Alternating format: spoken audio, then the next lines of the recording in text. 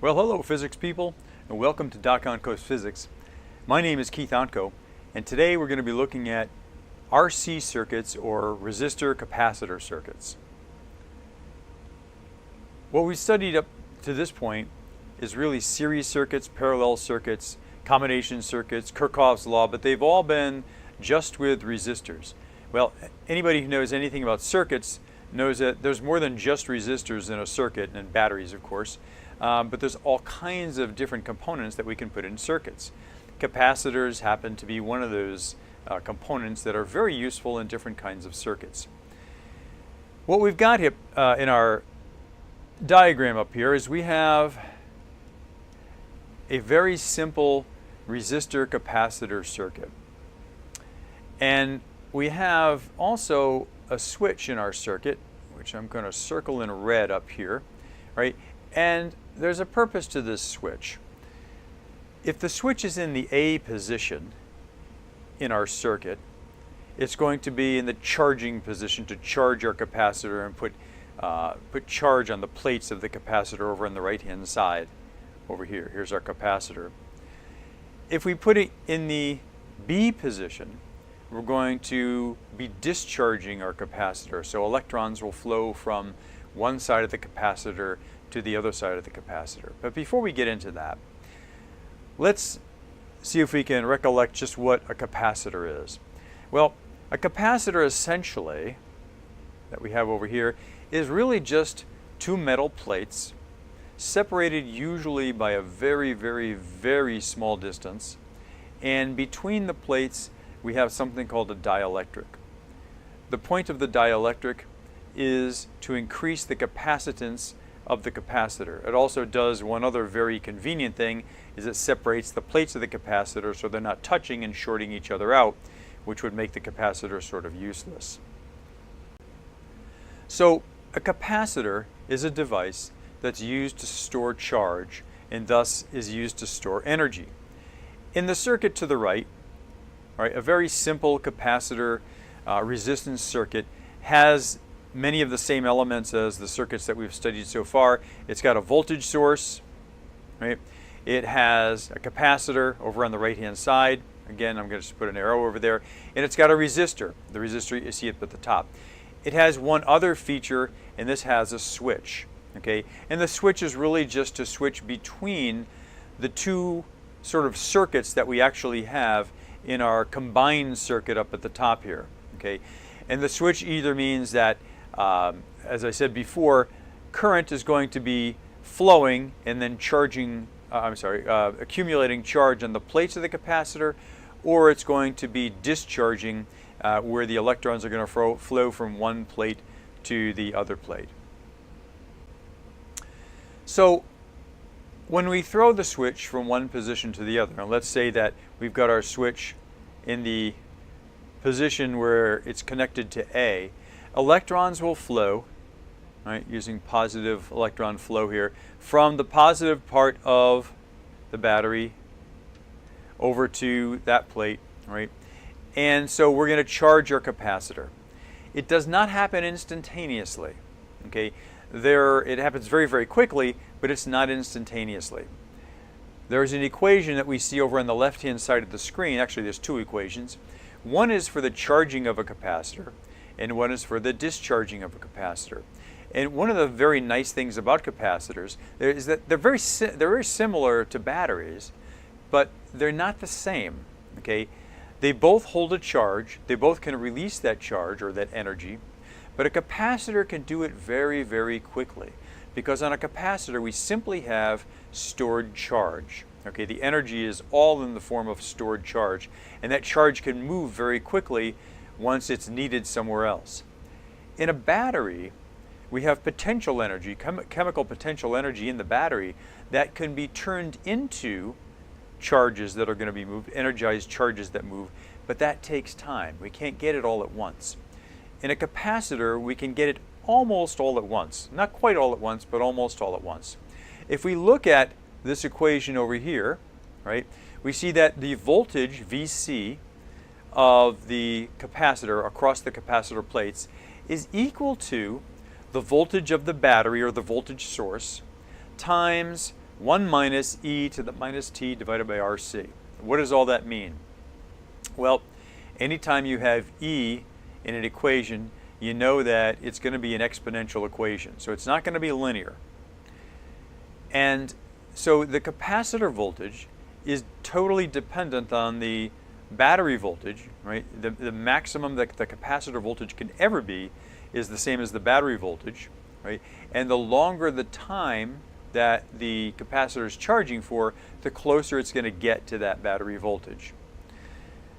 We see a term minus t over RC, and that's what E is raised to the power of minus t over RC. The value RC is known as the timing constant of the circuit.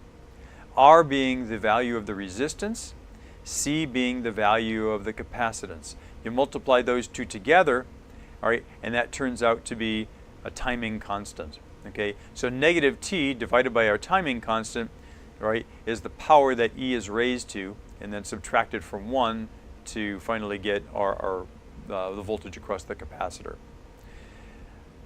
There's a second equation, and it's similar, but it's not the same, for discharging a capacitor. So if we were to throw our capacitor, I'm going to erase our little connection here up here, into a position where it is now connected to position B, what's going to happen?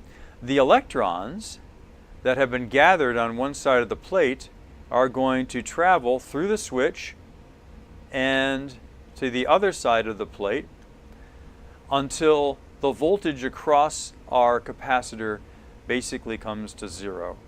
Okay? And so electrons are going to be attracted to the positive part of the electrons on one plate are going to be attracted to the positive part of the other plate, and they're going to travel around. Okay? So that's what the switch does. The switch connected in the A position will charge the capacitor through that resistor. The switch connected in the B position will discharge through the resistor as well. Okay? And these are the two equations up in the upper left-hand corner that we used to figure out either the charging or the discharging. If we look, let me lower the screen here a little bit. If we look at how the charging works, the graph on the left over here is a graph of the charging of a capacitor. Most of the charging happens in the very early stages, all right? So in this section of the graph here, you can see that most of the charging is actually happening in the smallest amount of time, okay? As time goes on, our curve flattens out, all right? And the charging becomes less and less and less. So most of the voltage across the capacitor or the charge accumulated on the plates happens early on, okay? If we look at the discharging of a capacitor, all right, that would be this graph over here, most of the discharging happens very early on after the switch is thrown into the other position. And then we very slowly come to the point where there's no voltage across the capacitor plates and no charge left on those plates. Okay, and once again, I've included the equations over on the left-hand side. So these are the characteristics of a charging and a discharging circuit. All right, and I've sort of broken out the circuits over here. If you look at this circuit, this is the circuit in a charging mode, right? So we're going to have current flowing here to the positive part of the plate, and then we're going to have current flowing in this part to the negative part of the plate. So electrons are going to be attracted to one part of the plate, and they're going to be repelled from the other part of the plate. And then if we look at the discharging, right, it's going to be the same thing. So now I have all this positive charge, if you will, accumulated up here, and it is going to want to go to the other side of the capacitor once that switch is thrown. Okay. So how do we solve problems using our equations on the left? Well, let's look at a couple of problems. Okay, so I've added a few values to the right-hand side of the board here. I've got a 9-volt battery. I've got a resistor that is 5 kilo ohms. I've got a capacitor that's 450 microfarads. And what I want to know is, in a time of 1.5 seconds, what will be the voltage across my capacitor? Okay, so again, if my resistance is 5,000 ohms, if my capacitor is 450 microfarads, and I've got a 9-volt battery, what will the voltage across my capacitor be 1.5 seconds after I throw the switch into the A position? That's what I would like to know. All right, so let's take a look at what we've got. Well, we've got our equation, the voltage of the capacitor, and now I'm charging, so I'm going to want to look at the charging portion of our equation. All right, so this is going to be VC is equal to V battery times 1 minus E to the minus T divided by RC. So now at this point, really all I do is start plugging in values. Got to be a little bit careful about how we put this into our calculator, but this is going to be VC is going to be equal to 9 volts. I'm going to leave the units out just to make it a little bit easier to see, times 1 minus E to the minus 1.5 seconds divided by RC. Well, RC is going to be 5,000 ohms times 450 times 10 to the minus 6th. So I can do that calculation separately on the left-hand side of the screen. And when I do that, my value for RC is equal to 2.25. All right, so I'm going to fill in 2.25 down here. All right, and when I do this math, the value for the voltage across the capacitor turns out to be 4.41 volts. So in a second and a half, the voltage across the capacitor has gone from essentially 0 volts up to 4.41 volts. And really all we did was we plugged the values into the equation and we solved for the voltage across the capacitor. So let's try another problem where we're going to look for how much time it actually takes to get to a certain voltage on our capacitor. So what I'd like to do now, I'm going to slide the screen down a little bit. All right, I'm going to redraw my circuit up here. I've got my battery, my switch, my resistor, my capacitor, my capacitor. All right, and that my switch can either go into the A position or the B position. Now I'd like to know, so I've charged my capacitor up to 4.41 volts. So VC is equal to 4.41 volts. And I would like to know how much time it's going to take, right, to get my capacitor voltage down to 0.1 volts. All right, so now I'm going to be discharging the capacitor, all right, and so I need to use this equation. VC is equal to VO times E to the minus T over RC. Okay, well, what is VO? Well, VO is the beginning voltage of my capacitor, or the original voltage of my capacitor, if you will. But we want to know how much time it's going to take. All right, well, we have this equation up here. That's a nice equation, and it has time in it, but it's E to the minus T over RC, which is a little difficult. So what do we do with that? Well, what we need to do with that is rearrange it to solve for T. All right, can we do this? Absolutely. All right, so what this first step is going to be to divide each side by V0. So we end up with VC divided by VO is equal to E to the minus T over RC. All right, so we're getting somewhere. Now, if you remember from math class, if I take the natural log of E, what do I get? Well, natural log cancels out E. So if I take the natural log of each side, natural log of VC divided by VO is going to equal minus T divided by RC. All right, now we're getting really close. So if I want to know what T is going to be RC times the natural log of VC minus VO will equal negative T.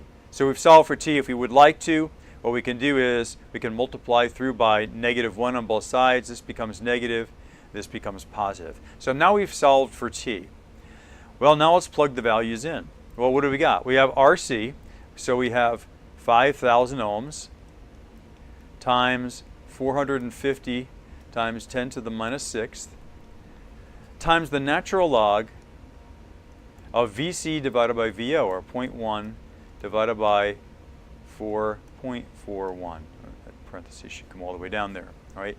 And that's going to equal our time. Okay? Now, when we do the math here, the answer that we get, t is equal to I believe it was 8.51 seconds. So it's going to take roughly 8.5 seconds for the voltage, which is 4.41 volts on the capacitor. We throw the switch into position B here. So now we're going to have current flowing from one side of the capacitor to the other side of the capacitor. It's going to take roughly 8.5 seconds for enough current to flow and charge to flow so that our voltage across our plates gets down to 0.1 volts. Okay. So I hope that helps. If you're looking for more examples, I'll put some more examples of charging and discharging capacitors, and also adding capacitors together. Capacitors can be combined as well in circuits. I'll put those on in another video out on the website. So I hope this helped, and we'll see you next time.